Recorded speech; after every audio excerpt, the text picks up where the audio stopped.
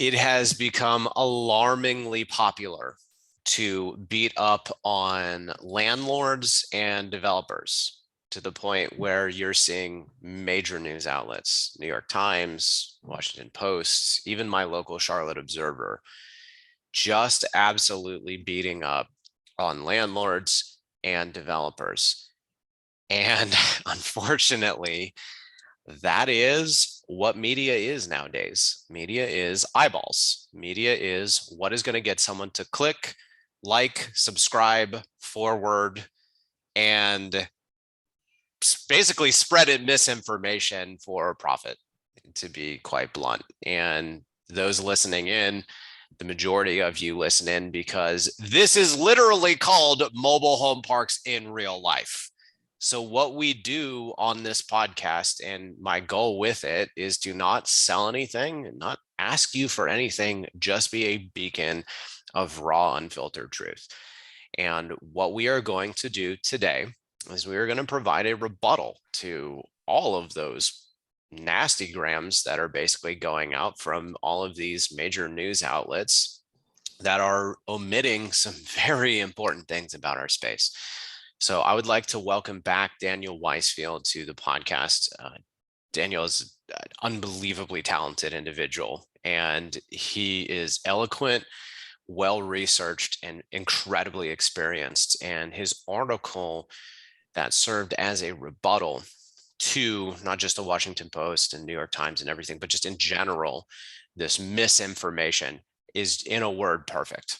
So I wanted to give Daniel another chance on the podcast to have a microphone to help combat this misinformation. So Daniel, thank you again for coming back. Thank you for being a champion of our space.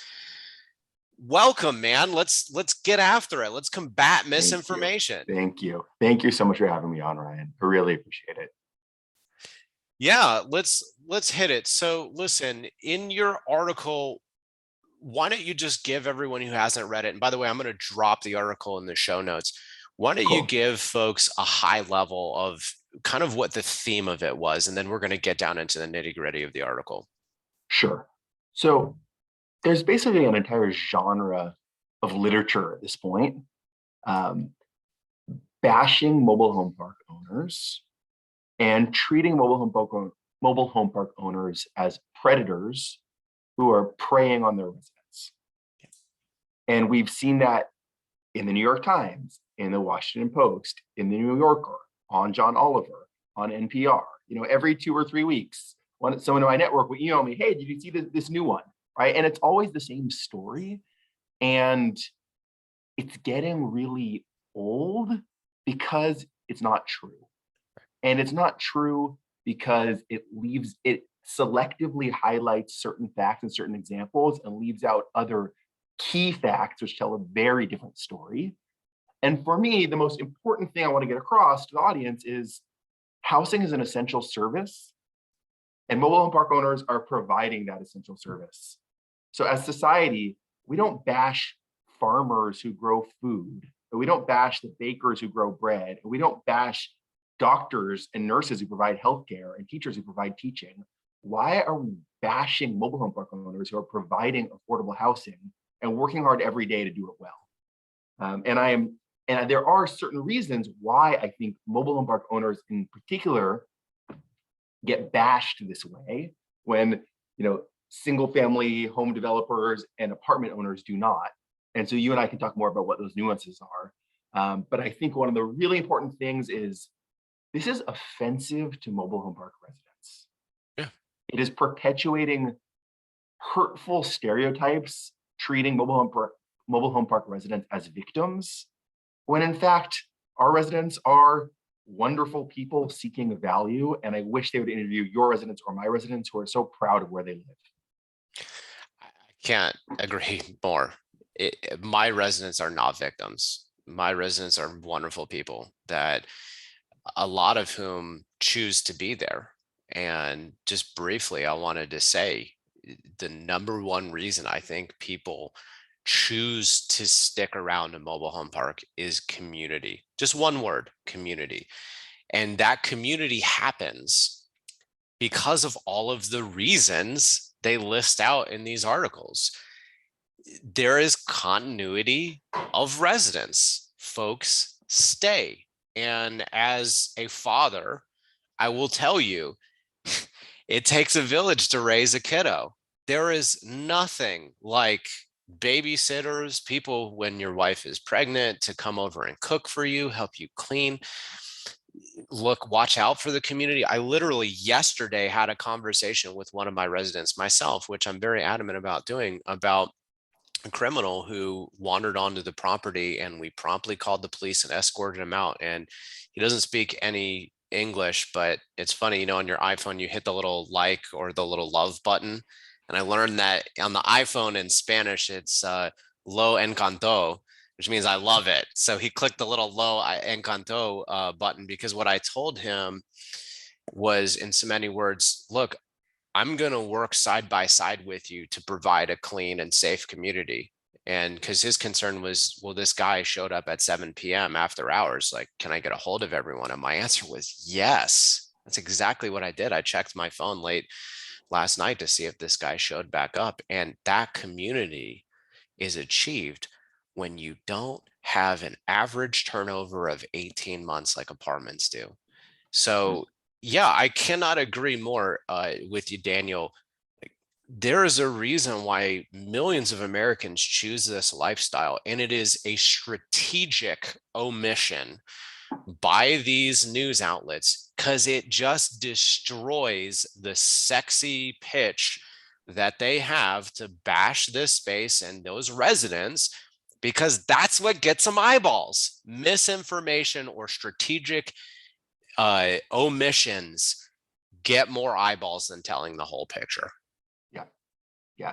And I'm happy, Ryan, I think I used an example in that article that I wrote, and maybe I can share it with your listeners now. Please. Because I think this is the mental model that describes what the issue we're talking about. So imagine in your town, there's a bakery. And that bakery used to sell bread for 50 cents. It was the cheapest bakery in town. And there are lots of other bakeries in town who sell bread for $3. $3 is kind of the normal rate that a lot of people are paying, but there was one discount bakery, high value, sold bread for 50 cents, and every day people lining up at the door to buy it. And now, fast forward to 2022, prices have gone up, labor costs have gone up, flour costs have gone up, sugar costs have gone up, their rent has gone up, their utility costs have gone up. And that bakery that used to charge 50 cents now charges $1. Everyone else in town still charges $3. So prices have gone up 2x.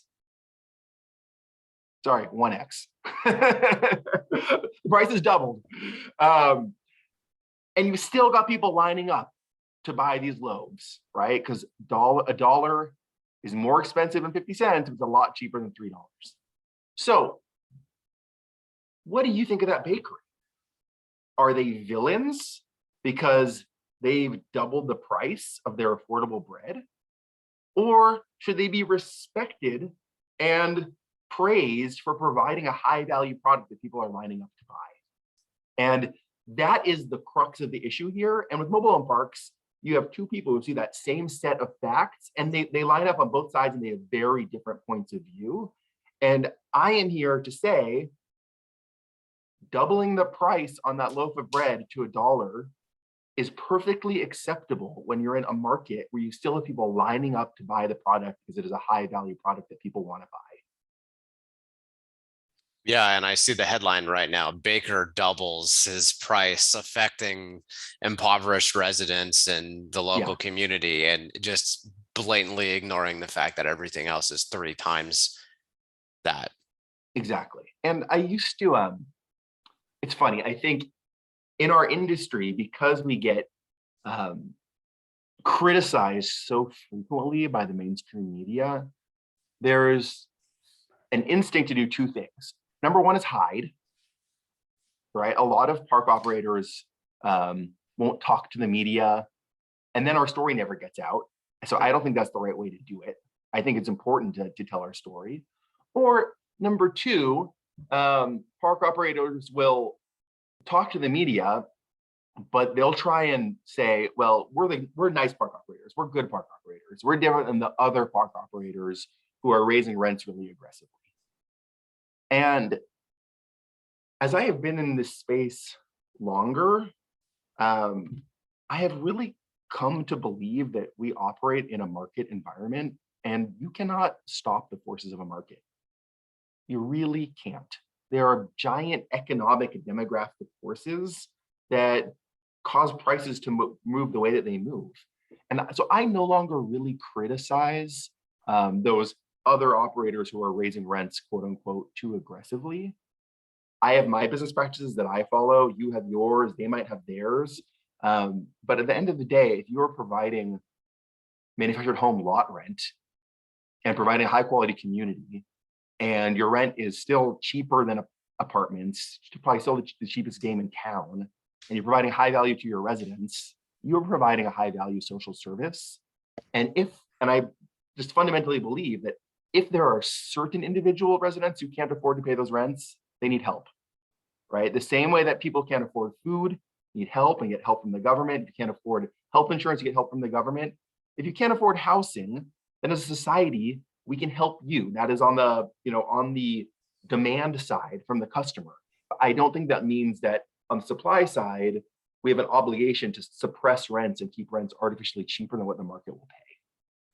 Yeah, I couldn't agree more. There's also scores of articles and research and data that back up why governments messing with pricing, not just rents, but pricing in general, just completely backfires. And the funny thing is, it's not just research studies, it's history. You can literally go back to Greco-Roman times and see examples of when governments have got involved and artificially capped prices, and it just destroys an economy, not immediately, but over time. So I couldn't agree more. And look, to be fair, so the Charlotte Observer, for example, had say 6 pages, and they dedicated 1 page or the majority of 1 page to highest and best use.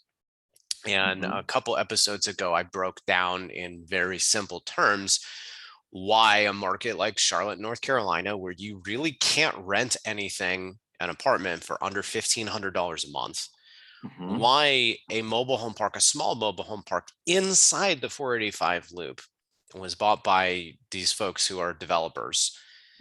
And the lot rent was something like $200-300. And you find the one resident who, for better for worse, is willing to basically share all the sob story. And the funny thing is, I know the woman who's helping her, and I've reached out. I have a relationship with this woman. I was like, hey, guess what? I have units. That's what I've heard back. Nothing, which is really disappointing because, like you just mentioned there, Daniel, there are people who are willing to help, myself included. Like, you can call me. There's another example out in Raleigh, North Carolina, where a developer came in, and there's 40 units that were, it was something like $300, well, septic, trash, landscaping, all included, in Wake County, North Carolina, which is the #1 fastest growing county in the country. 40 lot mobile home park. A developer bought it, similar to the one in Charlotte, dramatically under rent. And this developer offers density, right? He's going to put in 200 townhomes and pack in the density, which Wake County needs because you don't have enough supply. So increasing supply will help keep cost downs on the whole. But you have a handful of folks who, by the way, I personally also reached out to and said, hey, I own in Raleigh. Why don't you either move your mobile home over to us, or by the way, I have some vacant units. Guess how many people I heard from? None. A big fat zero. So there are people out there trying to help. But like you just alluded to there, and what I want to hit on, and what thankfully the Charlotte Observer said is, look, you have a market where it is telling you density is needed, and you have a parcel of land that is zoned for density. So you don't even need to jump through that many hoops. The town needs it. And even then, instead of having a $300 lot rent, if you simply went to $500, like I broke down on that episode, I'll drop the link in the show notes. If you raised it from 200 or 300 to 500, it would, and ran it appropriately, you actually would maintain the highest and best value as a mobile home park. So ironically, you have to make it a little less affordable to keep it affordable. So going back to your bakery, for example, because I loved that. When you look at that, for example, that baker is probably not making much, if any, of a profit. That baker, by charging 50 cents when the market is $3, is likely having to cut some corners. Even if he's an honest baker, he's likely having to cut some corners. And the first thing people are going to say is it's greed, when the truth is it's him just trying to keep afloat. And what's going to happen to that baker is he's going to close his doors and it's going to be gone, and the media is going to bash him the entire time. That's exactly right. You can't win, right, as a mobile home park operator. Can't win. Yeah. And I love the point you're making about the parks in North Carolina that are being redeveloped to a quote unquote higher and better use of multifamily, when in fact you're saying, if the operator were to charge more appropriate market rents, it could stay in use as a mobile home park. Yeah. And the residents could stay, and they could have lot rents at $500, which is a lot cheaper than the multifamily rents they'll find elsewhere. So you're seeing that, live in real time in your market in North Carolina. We've been seeing the exact same issue in Colorado, where there's recently been a lot of legislative activity, which I think is really, I spoke to the state legislator who sponsored all this legislation, Representative Bosenmaker in Colorado. And I testified in front of the state Senate. And I really think Representative Bosenmaker has been influenced by all of these exact stories we're talking about, by this media narrative, which planted an idea in his head that mobile home park owners are the enemies of society who he needs to protect residents from. And we had conversations, and it was a fixed idea, right? He was unwilling to actually change his opinion and listen to the reality of what we're doing, a very certain idea. And as a result, the legislation that's been pushed will cause parks in Colorado to be closed, because they were pushing statewide rent control, telling park owners how much they can and can't charge. And you have park owners who are buying dilapidated parks that were built in the 1940s and 1950s with failing infrastructure. And this is, a good friend of mine recently bought a park in Loveland, Colorado, failing infrastructure. He went and he invested money to fix the sewer, fix the roads, fix the water leaks, upgrade the failing electrical infrastructure, make it a decent community, and raise the rents accordingly to, I don't have the exact numbers in front of me, but I think he raised the rents to $750 or $800 a month. And like you said, you gotta raise the rents if you're going to invest in the community and also make a profit, which a business needs to do. If he didn't do that, this community would eventually shut down due to failing infrastructure. And the $800 rents he's charging are still cheaper than any other park in the market, and way cheaper than apartment rents. And the residents have homes that are appreciating in value and are actually making money, and nobody talks about that. Let's come back to this. What I want to talk about right now is let's overcome those objections. Let's address why our residents are not victims. And you have a wonderful example in your article of the Andrews family in Torrance, California. Explain with some numbers to back you up, like you did in your article, why not only the Andrews family is not a victim, they're winning. Yeah, thank you. So here's the narrative in the Washington Post article. Miss Andrews is a victim because she bought a mobile home in a mobile home park in Torrance, California, 6 years ago for $5,000. She's a low-income individual.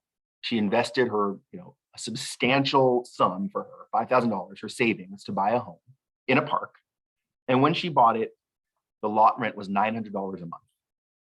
Here we are 6 years later, lot rent has been raised to $1,700 a month. And She is struggling to pay rent, and she feels trapped because she can't move her home. Her home is not actually that mobile, so she feels like she has been on the losing side of this equation. That's the story the Washington Post published for millions of Americans to read. So let me tell you the other side of the story and why I believe she's a winner, and why there are literally hundreds of thousands, if not millions of people living in LA County right now who wish they were in her shoes. So Torrance, California. Median single family home price is over $1.1 million. That's not to buy a fancy house. That's to buy a modest, probably 3-bedroom, 2-bath ranch house.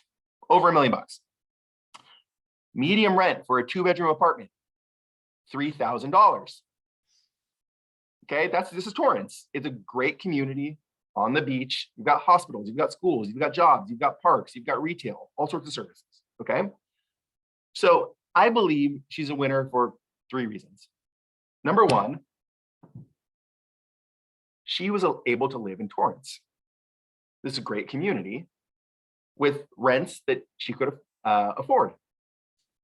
Right? She had access to schools and services and parks. We don't, as a society, I don't believe we want segregation and communities where these services are for the rich and these services are for the middle class and Exactly. these services are for the poor, the working class. Social integration is good. It's good for society. It creates social opportunity. It creates social mobility. So if you can have a mobile home park, which is a pocket of affordability in a higher end community, that is a good social outcome. Right. Number 2, rent savings. She saved $50,000 to $100,000 over 6 years by paying mobile home lot rent instead of paying for a 1-bedroom apartment. Right? So yeah, you could say her rent went up, but this is the bakery example. Her rent went up from $900 to $1,700, but if you compare it to what it would have cost her to rent an apartment, she saved up to $100,000 over 6 years. Okay, and then the third reason she's a winner, she has made a ton of money by buying that $5,000 home in a park and allowing it to appreciate. And here's where we need to correct a myth. There is an idea that mobile homes depreciate in value just like a car the second you drive it off the lot, and that's not true. And there's also a false narrative that mobile home park residents might not be able to afford moving their mobile home, therefore they are trapped and the home does not have value. And as you know, and as I know, that's not how the mobile home park world works. Right. When someone wants to leave a mobile home park, they sell their mobile home in place, just like real estate, and someone comes and buys it. And in a well-managed community, that is an appreciating asset. Yep. In fact, there was a study done last year that showed the median value of mobile homes from 2014 to 2019 increased 39%. The appreciation of mobile homes was much higher than for single family homes because mobile homes started at such a lower valuation point. Right. And so just to kind of finish up, sorry, this run a little long here. When I say that Miss Andrews' home appreciated, she spent $5,000 on a mobile home in Torrance. I made an offer in that article and I stand by it. I will offer $20,000 for that home today, sight unseen. I am sure it is worth that much, and it might be worth $50,000 or $100,000 depending on the condition. So she has literally put cash in her pocket and built wealth by owning this home in this park. Yeah, these mobile home communities, I read somewhere recently that 90% of mobile homes in their lifetime move once, and that's from the factory to wherever they wind up. So 9 out of 10, they're getting moved one time. Yeah. And that basically creates a single family home subdivision within mobile home parks that serve a subsect of the population who, for example, you see this all the time. Oh, if you're buying a mobile home, you should buy the land too. Great. I Don't disagree. It'd be great if you also owned the land too. The problem is, do you know how much a septic costs to replace? If your septic goes out, you're talking $10,000 to $15,000. And that's, by the way, if the soil properly percolates. What about wells? How much does it cost to re-drill a well? You're talking $40,000 plus, depending on the aquifer. Do you need nitrate filters? Is there radon in the water?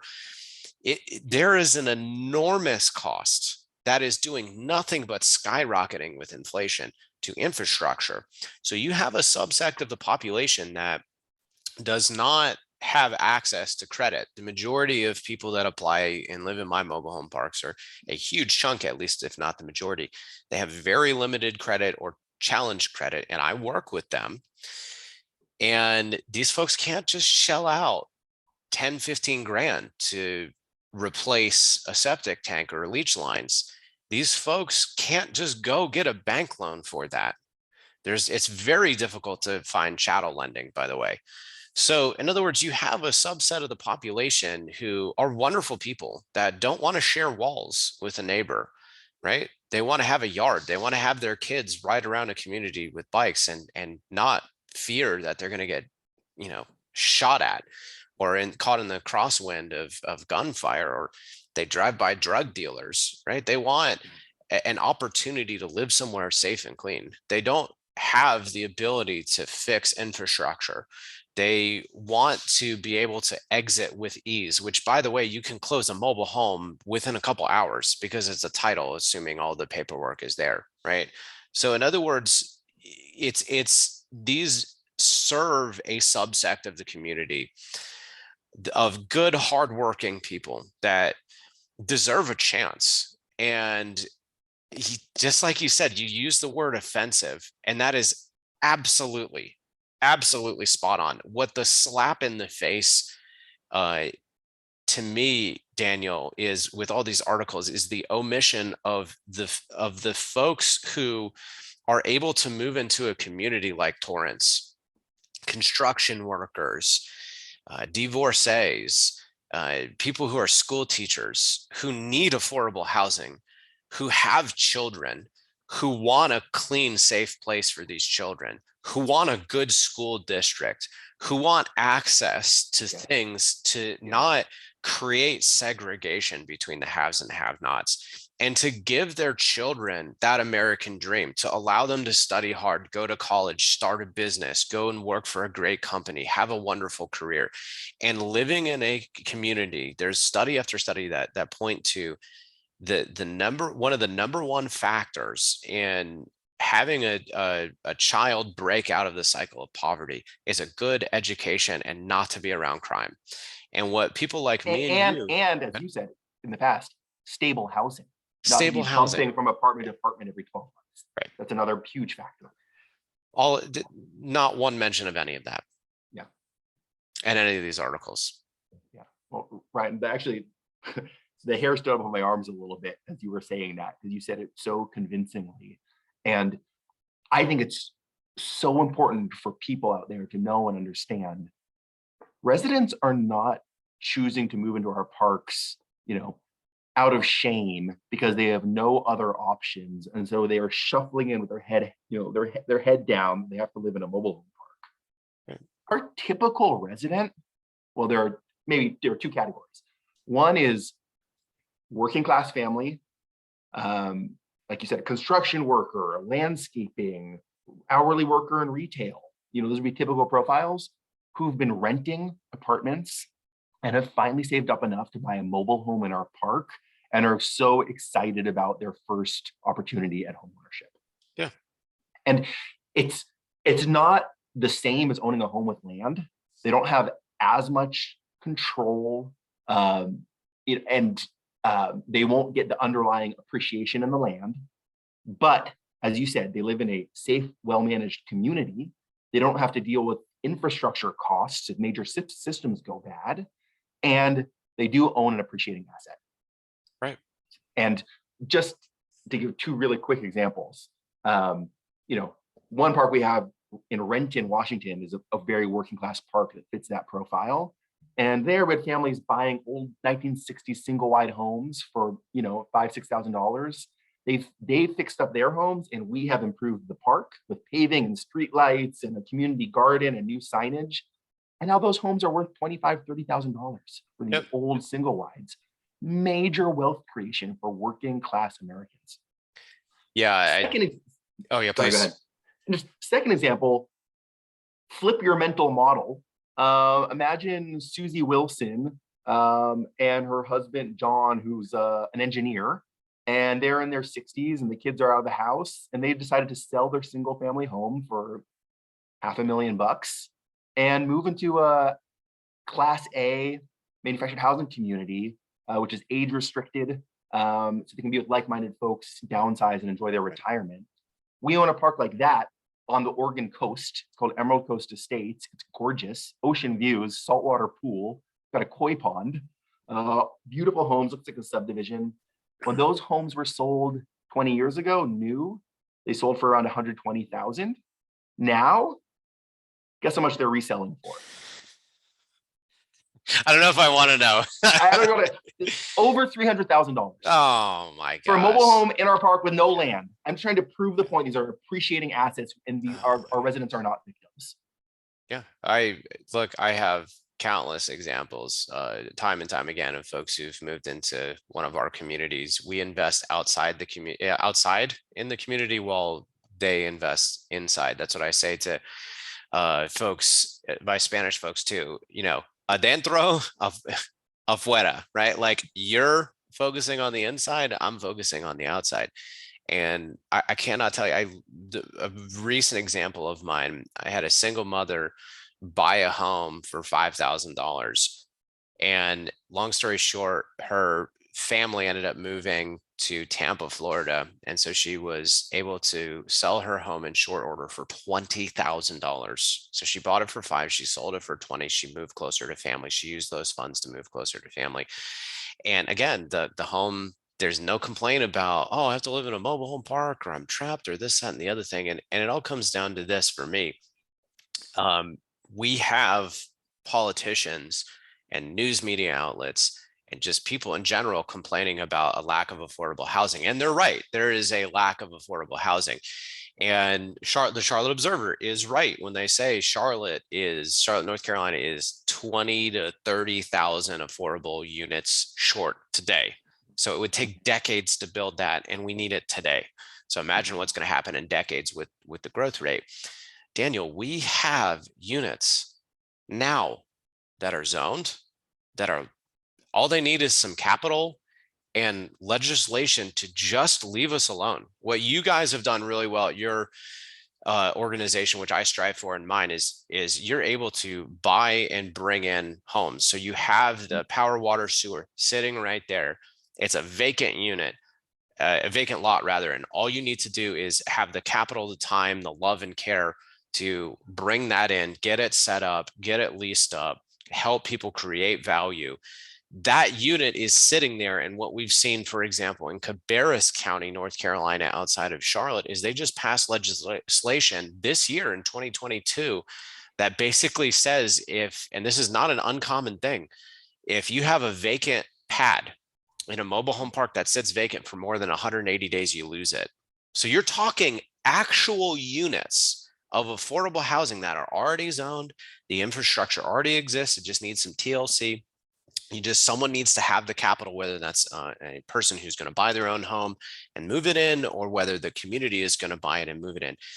It already exists. It just needs no threat of having, rents. For example, New York State capped at 3% increases a year when inflation is on the low end 8% right now, right? So in other words, you're giving rent discounts every year. You think anybody in New York State is going to invest in their infrastructure? No, why would they, right? Because they can't. They're going to lose money on it. So people can't trade out of their mobile home parks, even if they want to, right? And so what you have is you have actual units of affordable housing that just need people like you and I, Daniel, who are passionate, who have the investors who are willing to back us because they believe in us and in our passion. We just need politicians to stop shooting themselves in the foot, because at the end of the day, that legislation is all about NIMBYism. They don't want it in my backyard. Oh, affordable housing is great. over there, right? Like, oh my gosh, there are people like you and I out here who are desperately trying to address this issue. And we are getting shot in the foot by people who don't want it in their backyard. Yeah, yeah, it's a scandal. It is a scandal that mobile home parks are treated like contraband housing. Right. Right. Contraband housing that we need to zone out, eliminate. In the case you described in North Carolina, throw away. We are throwing away perfectly good housing. It's as much of a scandal as, burning piles of medicine or baking lots of fresh bread and burning it instead of feeding it to hungry. Like we have a government cannot solve the affordable housing problem. The way to solve the affordable housing problem is supply. And we are here willing and able to provide high quality, financially attainable housing. That's what we do. So we do every day. That's what you do. I built a whole company to do that. We installed, hundreds of brand new homes that our tenants love. And we are, bringing, literally creating housing at a price point that no one can beat. Because when you build a house in a factory, it's fundamentally cheaper.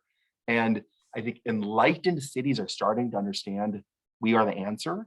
There are certain municipalities that are welcoming this with open arms, but unfortunately, there's way too much stigma, and the media articles that we're talking about are perpetuating the wrong story. Right, because in my opinion, one big issue is single family homes. And specifically when you have this idea of a white picket fence, an acre of land, a middle class home, it's over. If you look at developers, single family homes are going in one of two directions. You're either getting affordable or you're getting luxury. There's no startup home for a millennial. That's dead. They're not building that out anymore. And if you look at, for example, Gaston County outside of Charlotte, which I've spent a lot of time with the local folks, they're not shy to tell you, look, we need at least say $350,000 worth of taxable value for a single family home to be built because of police, infrastructure, schools, yada, yada, yada. So they're looking at this like, look, we're Gaston County for the longest time. We've been kind of the punchline of Charlotte, and now everyone wants to move here. Boy, you better believe we're going to capitalize on this, right? No fault of their own, right? I don't blame them, right? But is that the correct answer? If you've got Charlotte, North Carolina, which is plus or minus 2.5 million in the greater MSA and growing and at a top 10 city in the country rates, is the right answer to to park one family with 2 adults and 2.5 kids on an acre? Or is we're already 20 plus thousand units of affordable housing light and you're only building upper middle class to luxury stuff? Or is the right answer to allow density? Or is the answer when you already have the infrastructure or the unit there to just use what you got. People to do it? And I get it when you talk to these city council members and stuff, like their constituents, their number one wealth is their single family home with their little plot of land. And from their perspective, if I live in my single family home with 2.5 kids, 2 adults, and the supply is being kept artificially low and demand keeps going up, what's happening to me? I'm getting richer. So I'm telling my city council person, I don't want a mobile home park in my backyard. I don't want density because I don't want more traffic. Right. So ultimately, I think the answer lies, Daniel, in having supply.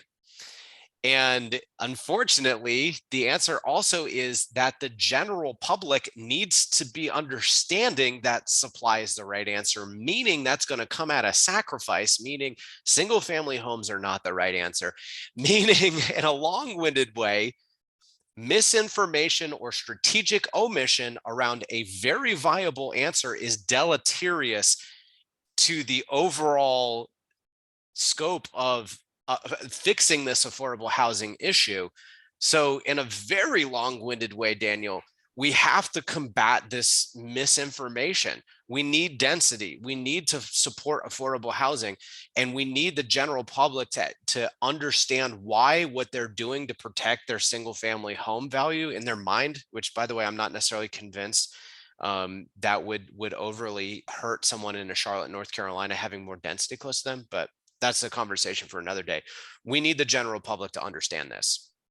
Otherwise, we're all just voting in politicians who are going to either do nothing or pass deleterious legislation that's just going to end up hurting everyone. And you're not going to see it immediately. They're going to be out of Yeah. office before the long-term effects hit. Yeah, 100%. I mean, you said it better than I could say it, but I just want to highlight for folks, one of the biggest drivers of inflation right now that's hitting Americans in their pocketbook is rent. Yes. Yes, gas, yes, food, but rent is a huge driver. How do you solve that? We need more housing. And housing can take a lot of flavors, right? There's no one right answer. It depends on your family size, your culture, your price point, what you're looking for. And we need single family, we need multifamily, and we need manufactured housing communities all day long. Daniel, I have nothing but respect for you, my friend. You are one of the smartest, most passionate people in our space. I am so glad to have you back on here. I've got to ask this question. Did we miss anything? We could talk about this all day long, but I thank you for giving, creating this platform to talk about the reality of manufactured housing. And I hope some of the folks out there who maybe didn't understand some of the basics here will walk away with a different point of view. Understanding manufactured homes and well-managed parks appreciate. This is a source of wealth creation for our residents, and our residents are choosing this lifestyle and choosing this type of housing because of all the benefits that it provides.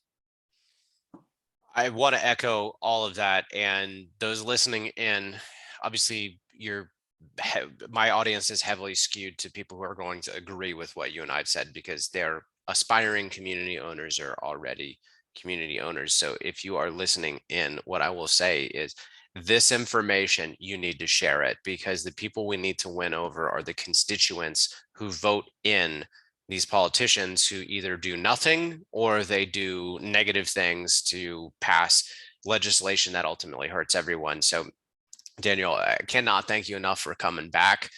Listeners, please share this information. If not directly sharing this episode, share this information. We need to combat misinformation and strategic omissions in the greater space for the greater good.